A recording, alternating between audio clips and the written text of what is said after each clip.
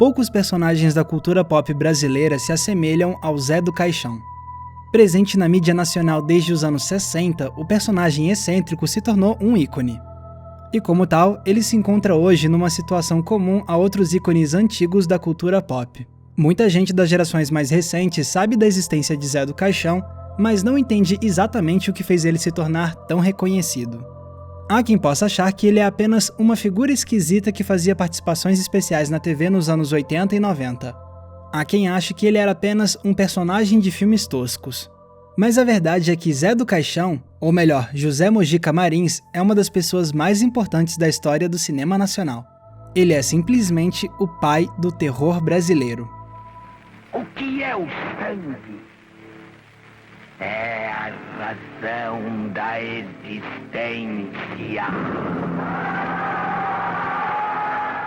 José Mojica Marins alterou para sempre o nosso cinema com o filme que fez Zé do Caixão ganhar vida. O clássico A Meia-Noite Levarei a Sua Alma, de 1964. Esse foi simplesmente o primeiro filme de terror brasileiro. E só por isso ele já tem uma enorme relevância histórica. Só que o melhor é que, ainda por cima, esse realmente é um filme muito bom. Ele consegue impressionar até hoje, graças às suas temáticas e à sua técnica surpreendentemente apurada.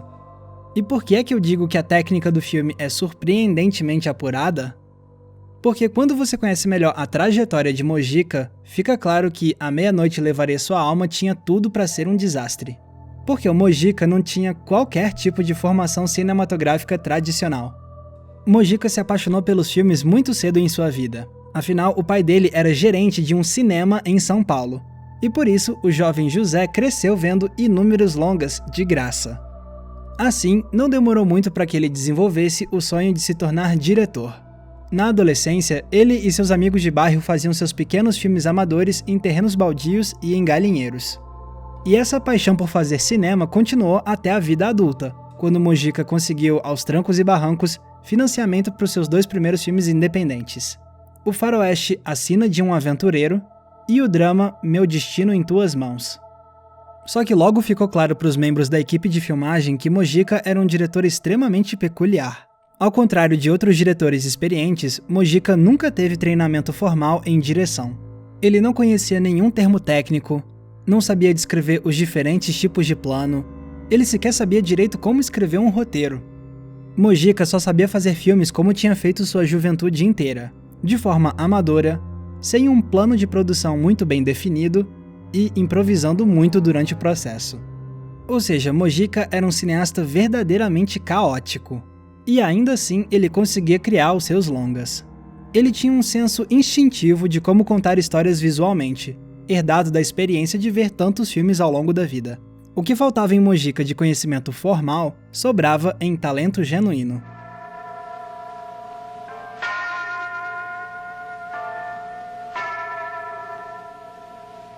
Após o fracasso comercial de seus 2 primeiros longas, Mojica decidiu fazer algo completamente diferente. Um filme de terror. A ideia foi inspirada num pesadelo que ele teve em que ele era arrastado para sua cova por um coveiro vestido todo de preto. A partir desse sonho nasceu o personagem Zé do Caixão, que seria o protagonista de A Meia-Noite Levarei a Sua Alma. Como a essa altura Mojica era um pouco mais experiente, dessa vez ele pelo menos escreveu um roteiro propriamente dito, sobre um coveiro de uma cidade de interior que é temido por todos e que vai matando quem ele bem entender. Mojica só conseguiu bancar as filmagens com a ajuda financeira de amigos, de alguns familiares e após vender sua casa com tudo que tinha dentro. Então você tem um cineasta sem treinamento formal algum e que arriscou tudo para dar vida à sua ambição de criar o primeiro filme de terror brasileiro. O resultado poderia ter sido uma catástrofe. Só que Mojica provou que era capaz de criar um longa impressionante se tivesse a ajuda de profissionais veteranos do audiovisual, como o diretor de fotografia Giorgio Attili e o cinegrafista Oswaldo de Oliveira. Por exemplo, apesar de não ser muito versado em termos técnicos, o diretor demonstrou um ótimo olhar para compor enquadramentos. Um dos meus favoritos vem logo no começo do filme. É Sexta-feira Santa, mas Zé do Caixão decide afrontar a cidade comendo carne de cordeiro na janela para que toda a procissão católica possa ver o pecado dele. Aqui, Mojica usa a técnica da grande profundidade de campo. ou seja, quando até mesmo os objetos mais afastados da câmera permanecem em foco, o que possibilita que vejamos com clareza eventos acontecendo em diferentes planos de profundidade. Aqui, Mojica poderia simplesmente ter deixado a procissão mais desfocada e se concentrar apenas no Zé. Mas em vez disso, ele faz questão de deixar essas pessoas na rua bem nítidas, para que a gente possa ver como elas reagem à afronta do vilão. E assim temos um quadro dentro do quadro, com duas dinâmicas diferentes acontecendo no mesmo plano.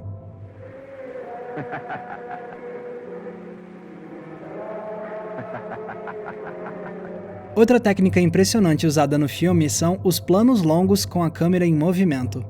Com a ajuda do diretor de fotografia Giorgio Attili, Mojica soube criar cenas que enchem os olhos. Uma das minhas favoritas é essa, quando Zé do Caixão vai ao cemitério para zombar dos mortos. Olha que beleza esse plano. Um movimento de câmera sutil para frente que revela no topo do quadro o vilão, iluminado por baixo de tal forma que o rosto dele parece flutuar nas trevas acima das lápides. E pouco a pouco vamos nos aproximando do personagem. Levantem! Saiam da sepultura! E levem-me para o inferno!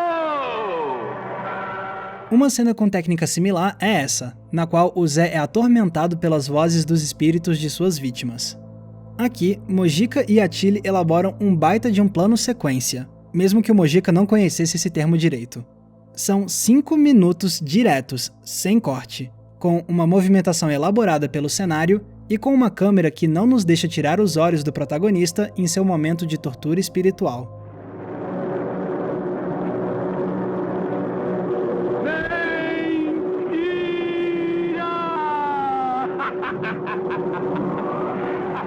Outro fator que surpreende no filme são os efeitos especiais, um departamento fundamental para qualquer produção de terror.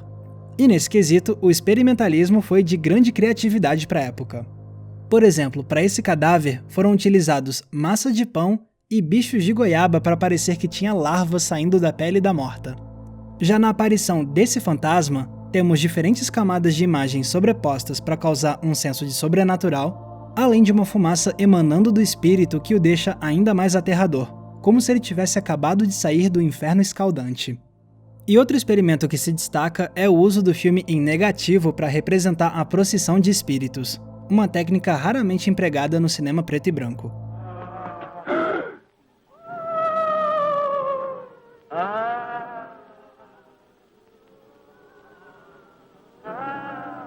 E também não posso deixar de falar do experimentalismo da montagem. Como apontam os autores André Barcinski e Ivan Finotti na biografia que eles escreveram sobre o Mojica, os princípios mais tradicionais do cinema ditavam que os cortes entre cenas deveriam ser discretos, para dar um senso de fluidez maior. Mas não é isso que vemos em A Meia-Noite Levarei a Sua Alma. Aqui temos uma transição mais chamativa do que a outra, mas que ainda assim funcionam bem porque dão um senso de extraordinário e de ilusão. Sem contar esse corte aqui, um match cut sonoro que conecta de forma fluida dois sons aterrorizantes: a risada da cigana e o grito da menina que encontra um cadáver. No.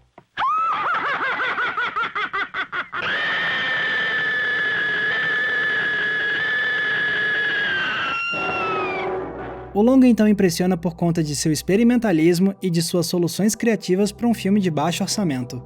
Mas ele também causa uma forte impressão por conta de sua profundidade temática. Se em muitos filmes de terror o vilão pode ser apenas um sanguinário de motivações simples, Zé do Caixão mostrou ter uma filosofia própria, ainda que bem deturpada. Acima de tudo, vemos o personagem expressar ao longo do filme inteiro sua visão antirreligiosa. Ele despreza por completo as tradições católicas, espíritas e macumbeiras presentes em sua cidade. Ele faz discursos para enaltecer a violência de seu individualismo em detrimento de ideais religiosos pacíficos. Sem contar que sua motivação para cometer os crimes vem de um horrendo machismo. Ele quer matar qualquer um que o impeça de engravidar Terezinha, porque seu objetivo final é ter um filho perfeito, entre aspas, que possa levar adiante o seu sangue. Terezinha será minha, e de suas entranhas prosseguirá a minha geração. E é por isso que A Meia-Noite Levarei a Sua Alma chocou o público não só com seus visuais, mas também com seu conteúdo. Em um Brasil dominado pela moral cristã, Era escandaloso ver um personagem explicitamente blasfemo, capaz de matar sua família e seus amigos, capaz de estuprar e de se impor sobre uma cidade inteira apenas com seu senso de superioridade intelectual e sua moral individualista. Qual a razão para me temerem? Porque uso roupa preta? Porque eu creio em mim? Porque eu rio da crença deles? Mojica escreveu uma história escandalosa dessas porque ele acreditava que era isso que faria o filme ser um sucesso de bilheteria. E ele não estava errado. A estreia de A Meia-Noite Levarei a Sua Alma foi um sucesso. Foram semanas de filas enormes e de sessões lotadas. Sem contar que o filme causou uma enorme comoção na imprensa. Uma parte dos críticos detonou o longa, chamando ele de produção amadora e ridícula.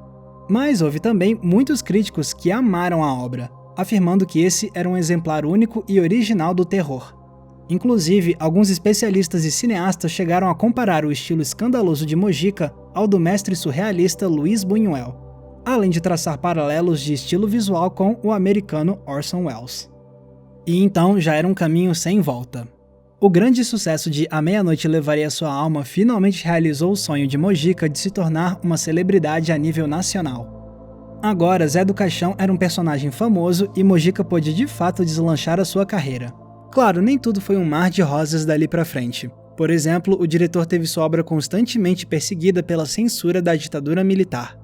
Mas, apesar disso, ele continuou fazendo filmes através das décadas, chegando até mesmo a ganhar reconhecimento nos Estados Unidos e na Europa, quando sua obra foi levada lá pra fora nos anos 90. May I audition for one of your movies? May we... se ele pode fazer audição pro teu filme. Pode, nós fazemos muito teste, a pessoa enterrada, me cobra, ele topa? Ele topa? Yeah, he's asking if you want to. I would love to audition for it. I would love to... Is that... Pode ser que hoje Zé do Caixão já não seja uma figura muito presente no nosso dia a dia, mas é inegável a contribuição de Mojica para o nosso cinema. Ele não apenas criou o primeiro terror brasileiro. Ele fez isso de maneira inventiva, porque A Meia-Noite Levarei a Sua Alma não tentava imitar os longas estrangeiros. Mojica fez algo original, algo que se encaixou perfeitamente na realidade brasileira. E acima de tudo, o longa se provou até mesmo mais chocante do que praticamente todos os filmes de terror americanos feitos na mesma época, fornecendo ao público brasileiro uma experiência que era de fato diferente do que tínhamos visto até então. Tudo isso com um apuro visual aguçado e fazendo o que todo bom terror deve fazer: chocar o público. Hoje, A Meia-Noite Levarei a Sua Alma é considerado um dos melhores filmes brasileiros de todos os tempos. Uma obra revolucionária e que inspirou incontáveis cineastas daqui a se arriscarem no gênero do terror. Com um legado desses, fica evidente que Zé do Caixão é muito mais do que um excêntrico senhor de capa, unhas grandes e cartola. Acima de tudo, esse é o cara que fez com que o terror nascesse no Brasil em grande estilo. Com licença.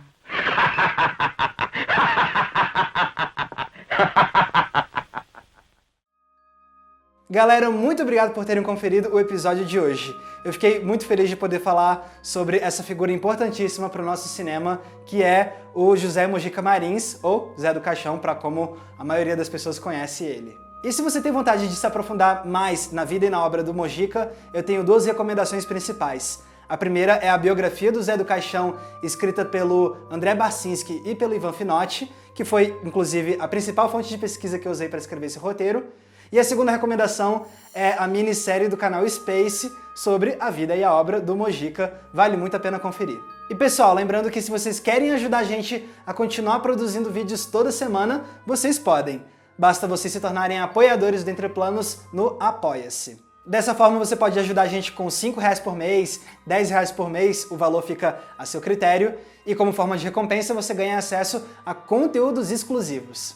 A gente produz muita coisa legal só para os nossos apoiadores, então se você quiser conferir, dá uma olhada na nossa campanha, é só você entrar no link que está aqui embaixo na descrição. E pessoal, se vocês quiserem me acompanhar nas redes sociais, é só me procurar usando os nomes que estão aparecendo aqui embaixo. E não se esqueçam, é claro, de curtir esse vídeo e se inscrever aqui no Entre Planos para não perder nenhum dos nossos episódios. Mais uma vez, muito obrigado pela audiência, um abraço e até a próxima sessão.